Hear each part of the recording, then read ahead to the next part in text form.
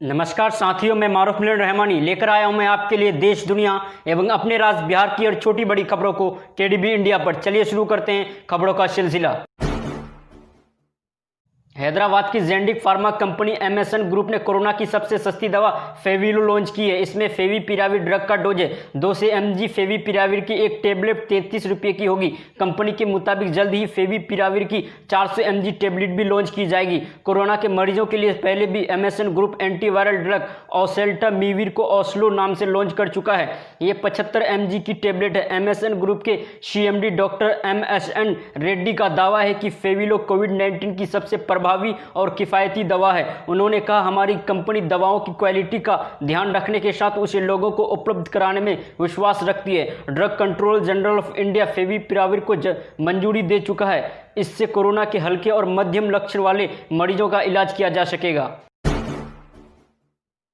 सवालों से घिरी रूसी वैक्सीन स्पुतनिक वी पर विश्व स्वास्थ्य संगठन WHO ने बड़ा बयान दिया है। WHO ने कहा, रूस ने जो वैक्सीन बनाने का दावा किया है उसका एडवांस स्टेज का ट्रायल हुआ ही नहीं है। यह दुनिया की उन 9 वैक्सीन में शामिल नहीं है जिनका एडवांस स्टेज का ट्रायल चल रहा है। विश्व स्वास्थ्य संगठन के डायरेक्टर जनरल टेड्रोस अधानोम ने एक प्रेस कॉन्फ्रेंस में कहा, अभी तक ये तय करने के लिए पर्याप्त जानकारी नहीं है कि रूस में बनी कोविड-19 का वैक्सीन उपयोग बड़े पैमाने पर किया जा सकता है या नहीं।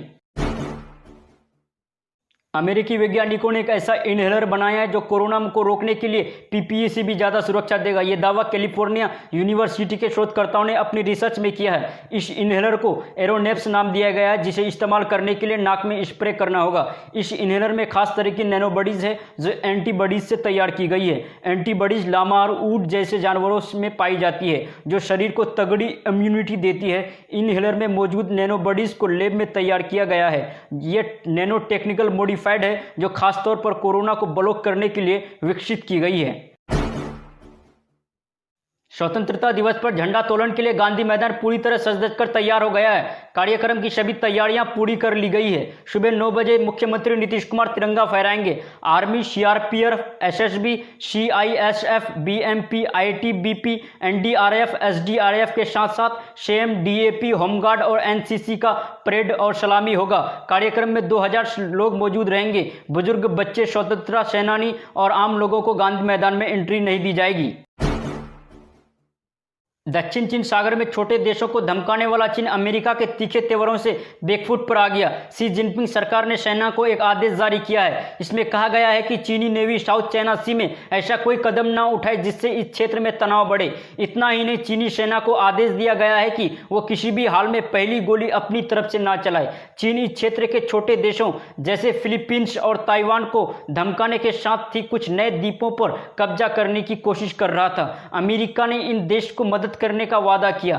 पिछले महीने अपने 2 वारशिप दक्षिण चीन सागर में तैनात कर दिए। इसके बाद ही चीन के तेवर ढीले पड़ गए। स्वतंत्रता दिवस के एक दिन पहले जम्मू कश्मीर के नौगाम में आतंकियों ने पुलिस पार्टी पर हमला कर दिया। इसमें 2 पुलिसकर्मी शहीद हो गए। पुलिस के मुताबिक 3 पुलिसकर्मी घायल हुए थे। तीनों को हॉस्पिटल ले जाया गया, जिसमें 2 पुलिसकर्मियों इशफाक अय्यूब और फयाज अहमद की इलाज के दौरान जान चली गई।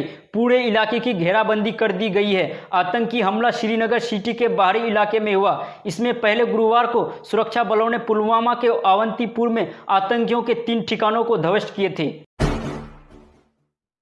पिछले 1 महीने में घाटी में भाजपा के 6 से ज्यादा कार्यकर्ताओं पर आतंकी हमला हो चुका है। इनमें से 5 की मौत हो गई है, जबकि एक अब भी अस्पताल में जिंदगी और मौत के बीच मौजूद है। जम्मू कश्मीर के लेफ्टिनेंट गवर्नर मनोज सिन्हा ने बुधवार को श्रीनगर के कुछ सरपंचों से मुलाकात की। उन्होंने कहा कि वो पंचायत से जुड़े राजनीतिक कार्यकर्ताओं की हत्या से दुखी हैं। ये भरोसा दिलाया गया कि प्रशासन पहले से ही सुरक्षा के लिए कदम उठा रहा है, इसे और बेहतर किया जाएगा। इन हमलों के डर से घाटी में भाजपा से जुड़े 40 लोगों ने इस्तीफा देने और राजनीतिक छोड़ने का ऐलान किया है। भारतीय सेना हाल ही में फ्रांस से 5 राइफल फाइटर जेट्स हासिल किए हैं। जल्द ही रूस से S-400 मिसाइल डिफेंस सिस्टम भी मिलने वाला है। पाकिस्तान भारतीय सेना की बढ़ती ताकत से परेशान है। वहां की फौज ने कहा, भारत अपना डिफेंस बजट लगातार बढ़ा रहा है। इससे दक्षिण एशिया में शक्ति संतुलन बिगड़ रहा है। हालांकि राफेल हो या S-400, हम भारत से निपटने को तैयार हैं। कल यानी 14 अगस्त को पाकिस्तान का स्वतंत्रता दिवस था। इसकी पूर्व संध्या यानी 13 अगस्त को पाकिस्तानी सेना के मीडिया विंग ASPR ने प्रेस कॉन्फ्रेंस की। सेना के प्रवक्ता मेजर जनरल बाबर इफ्तिखार ने कहा, पाकिस्तानी फौज के बजट पर सवाल उठाए जाते हैं, लेकिन ये 10 साल से लगातार घटता जा रहा है। हैदराबाद में 1100 करोड़ रुपए के ऑनलाइन गैम्बलिंग रैकेट का पर्दाफाश हुआ है। इस मामले में एक चीनी नागरिक समेत 4 लोगों को गिरफ्तार किया गया है। पुलिस ने इन्हें बुधवार को दिल्ली से गिरफ्तार किया और गुरुवार शाम को हैदराबाद लेकर आई। इस रैकेट को चीन की कंपनी चला रही थी। हैदराबाद के पुलिस कमिश्नर अंजनी कुमारी ने बताया कि 2 लोगों ने एक ऑनलाइन गेमिंग वेबसाइट के खिलाफ धोखाधड़ी की शिकायत की थी। इनका आरोप था कि वेबसाइट ने उनसे 97,000 और 1,64,000 रुपये ठग लिए। इसी के बाद जांच शुरू की गई। फाइनल ईयर और सेमेस्टर की परीक्षाओं को लेकर सुप्रीम कोर्ट ने शुक्रवार को अपना फैसला 18 अगस्त तक टाल दिया है। मामले में न्यायाधीश जस्टिस अशोक भूषण की अध्यक्षता वाली जस्टिस सुभाष रेड्डी और जस्टिस MR शाह की बेंच UGC गाइडलाइन के खिलाफ छात्रों की याचिका सुन रही है। पिछली सुनवाई में कोर्ट ने केंद्रीय गृह मंत्रालय से इस मामले में अपनी मंशा जाहिर करने को कहा था। पंजाब के मोगा में डिप्टी कमिश्नर के ऑफिस पर खालिस्तानी झंडा फहराने का मामला सामने आया है। शुक्रवार की सुबह 7 बजे 2 बदमाश डिप्टी कमिश्नर के ऑफिस की 4थी मंजिल पर चढ़ गए। उन्होंने वहां पहले से लगे राष्ट्र ध्वज को हटाया और वहां खालिस्तानी झंडा फहरा दिया। बदमाश जाते समय तिरंगा झंडा भी अपने साथ ले गए। डिप्टी कमिश्नर ऑफिस में 3 ASI मक्खन सिंह, तलविंदर सिंह और निर्मल सिंह की तैनाती थी, लेकिन घटना के समय उसमें से एक ही वहां मौजूद था। बता दें कि 15 दिन पहले ही भारत विरोधी संगठनों ने ऐसी घटना की चेतावनी दी थी। इसके बाद भी जिले की सर्वोच्च प्रशासनिक इमारत पर खालिस्तानी झंडा फहरा दिया गया। राजधानी दिल्ली में स्वतंत्रता दिवस की तैयारी जोरों पर है। गुरुवार को जवानों द्वारा लाल किले पर फुल ड्रेस रिहर्सल की। हालांकि रिहर्सल के दौरान तेज बारिश शुरू हो गई, लेकिन सुरक्षा बलों का हौसला नहीं डिगा और तेज बारिश में भी रिहर्सल पूरी की। कोरोना संकट के कारण इस बार 15 अगस्त के आयोजन की खास तैयारी की गई है। इस बार मेहमानों की संख्या में कटौती भी की गई है। सोशल डिस्टेंसिंग का पालन कराने के लिए लोगों को दूर दूर बैठाने की भी प्लानिंग है। सूत्र से मिली जानकारी के मुताबिक इस बार स्वतंत्रता दिवस समारोह के लिए ओपन पास जारी नहीं किए जा रहे हैं। सुशांत सिंह राजपूत के खाते से रिया चक्रवर्ती के खाते में किसी तरह के डायरेक्ट ट्रांजैक्शन के सबूत नहीं मिले हैं। हालांकि ये साबित हुआ है कि अभिनेता के एक बैंक खाते से लगभग 15 करोड़ रुपए निकाले गए थे।